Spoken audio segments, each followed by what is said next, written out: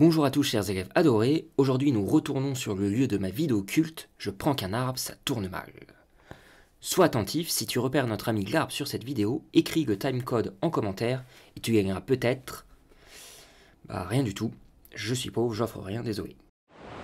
Bonjour à tous, bienvenue aux gorges de la Carancha que nous avons visité.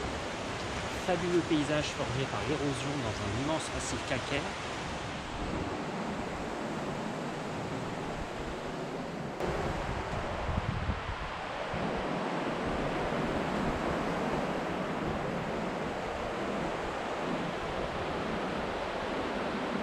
Nous avons la Carancha qui est juste en dessous de nous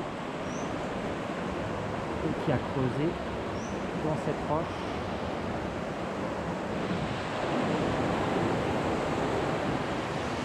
on dirait un paysage du Seigneur des Anneaux, l'entrée qui mène à l'armée des morts quand on fait Aragorn. Alors ça fait 5-6 fois que je viens ici, je n'ai jamais croisé de mort vivant. Par contre des morts qui tombent de tout là-haut de la corniche et qui sont en décomposition dans la rivière, ça évidemment c'est très fréquent malheureusement.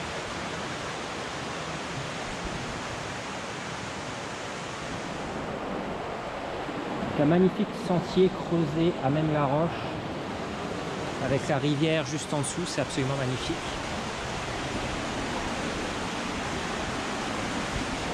Regardez la hauteur de notre tête.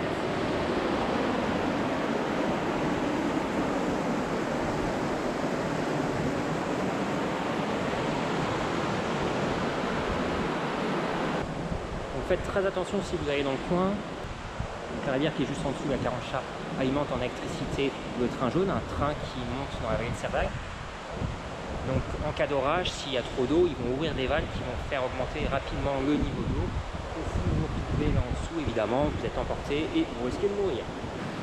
On commence notre ascension. On a pour un quart d'heure, 20 minutes, il y a environ 100 mètres de dénivelé. Je viens de faire du vélo tout à l'heure, donc j'ai un peu mal aux jambes, mais on va s'en sortir. Donc, qui dit évidemment érosion dit des roches qui sont dégradées, qui vont se détacher de la paroi. Donc forcément ces roches peuvent présenter un danger si elles se détachent et qu'elles tombent sur vous. C'est pour ça qu'actuellement la corniche est normalement fermée.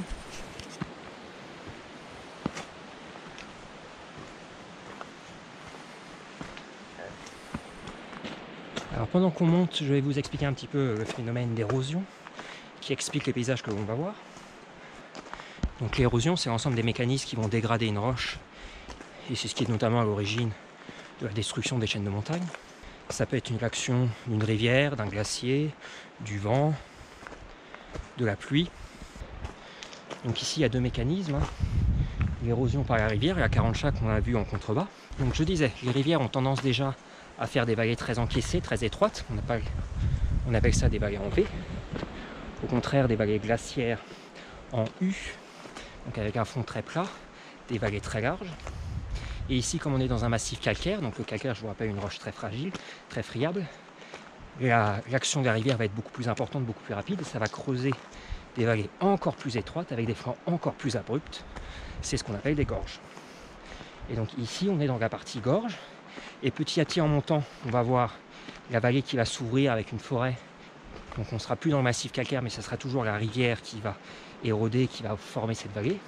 Et si on continue encore plus loin, on va se retrouver dans une vallée glaciaire, très large, très belle. Alors je ne vais pas vous emmener jusque là, j'y suis déjà allé plusieurs fois pour monter jusqu'à la crête franco-espagnole. Le pic de l'enfer, c'est une rando vraiment très très dure, il est déjà 17 h. Je ne suis pas équipé. Et il y en a pour 2 jours de marche, donc on va éviter. Et je vous montrerai des photos de mes précédentes sorties dans cette vallée. Donc on a vraiment plein d'exemples d'érosion différentes dans cette vallée, ce qui la rend particulièrement intéressante.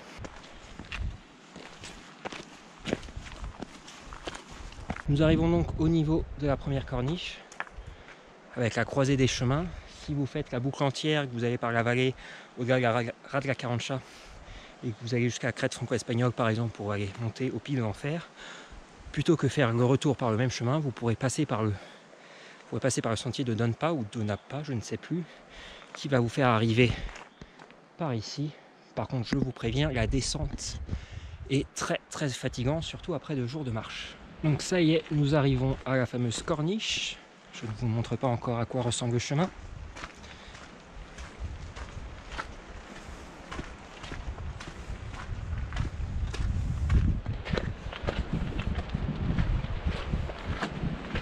voyez toujours rien, mais je peux vous assurer que c'est absolument magnifique et très impressionnant.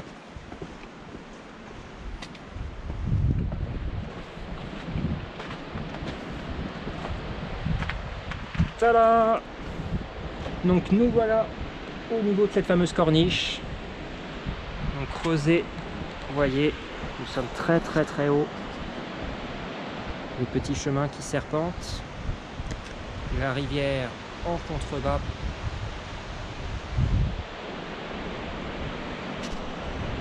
Et évidemment, la paroi rocheuse continue au-dessus de nous.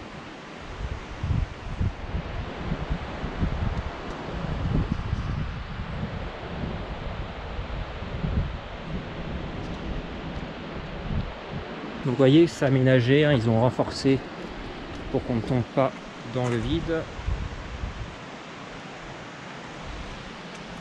Vous avez une corde si vous avez peur, si vous avez le vertige. Attention aussi à la tête de ne pas se cogner.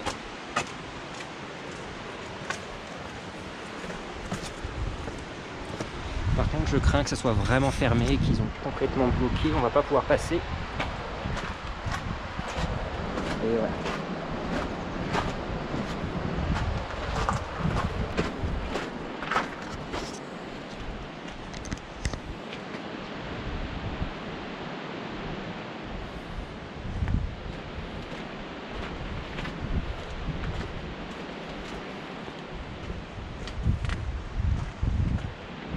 Et donc nous voilà au bout du chemin. Malheureusement, vous voyez comme moi, derrière moi c'est fermé, on ne peut pas avancer.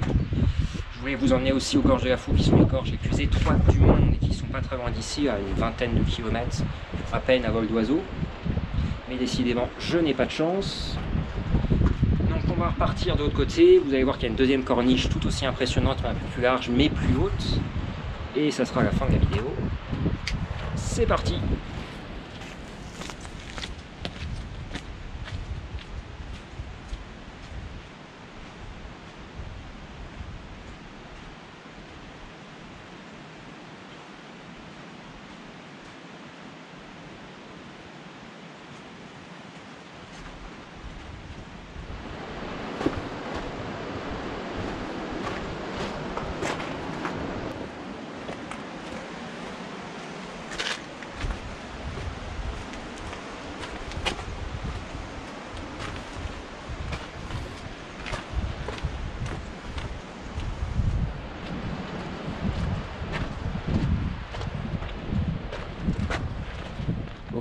On n'y est pas encore tout à fait, on va accélérer.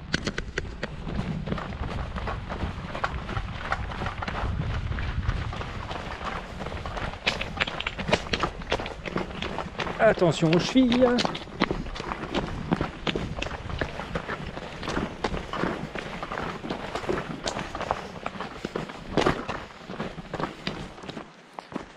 Nous y voilà.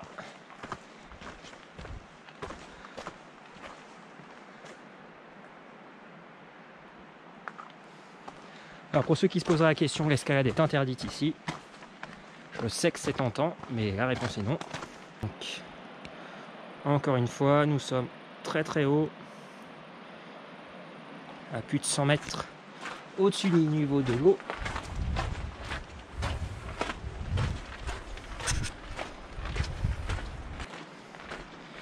Et donc là, on va arriver au bout de la vallée de la Karantcha. Et donc la Karantcha, qui est une rivière, va se jeter au niveau de la tête. Donc on va passer la vallée de la tête. Un fleuve qui, lui, va se jeter dans la Méditerranée et qui prend sa source au niveau du plat de la tête, à côté du Carlite, plus au sommet des Pyrénées-Orientales. Il y a des petits oiseaux. Donc c'est bien ici, avec le village en dessous, vous voyez un petit peu les proportions, hein, l'altitude.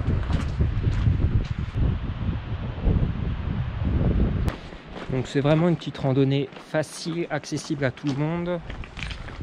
Malgré les pauses pour filmer, pour m'arrêter, pour parler. Là ça va faire, je sais pas si vous voyez, hein, 53 minutes que je marche. C'est vraiment très tranquille.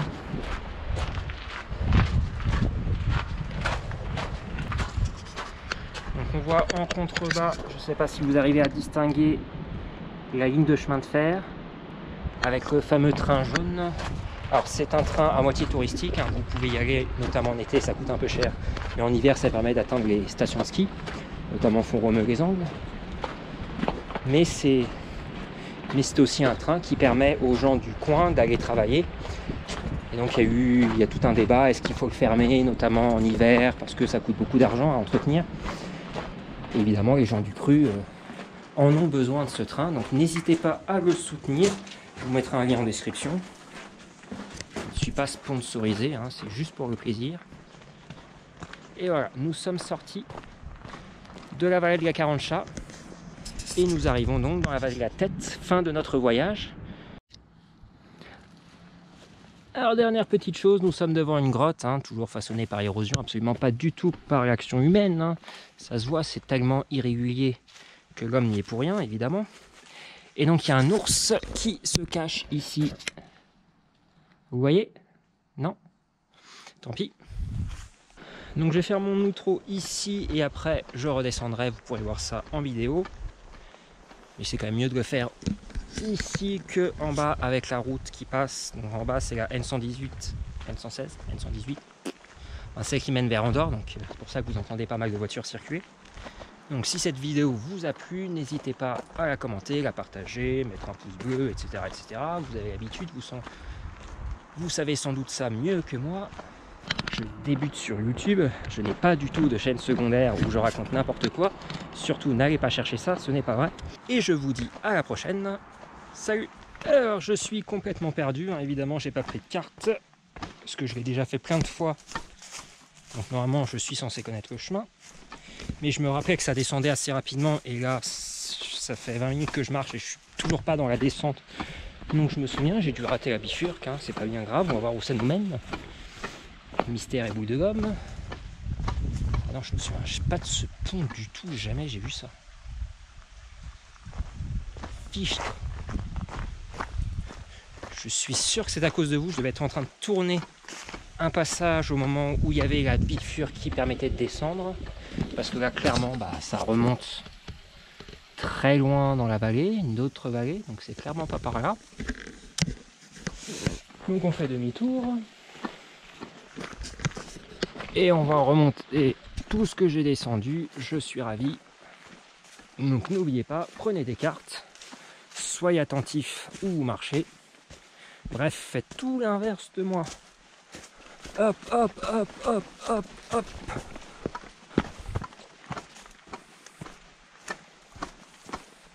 Après c'est joli, hein.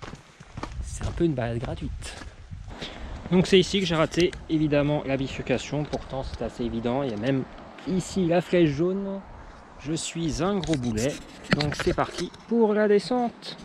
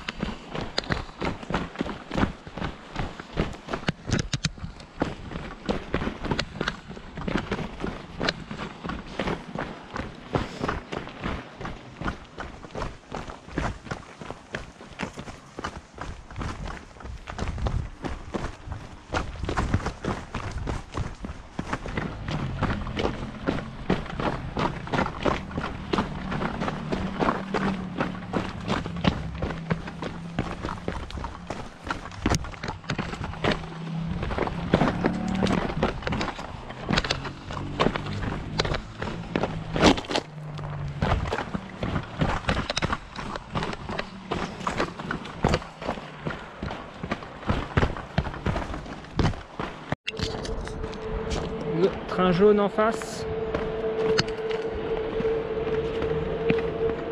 Et voilà, nous arrivons au bout, en bas de la descente. Donc il ne me reste plus qu'à vous souhaiter une bonne journée, un bon repas si vous êtes en train de manger, une bonne nuit aussi, hein, c'est possible. Pour mes élèves, travailler j'espère, hein, révisez bien. Et à la prochaine, salut!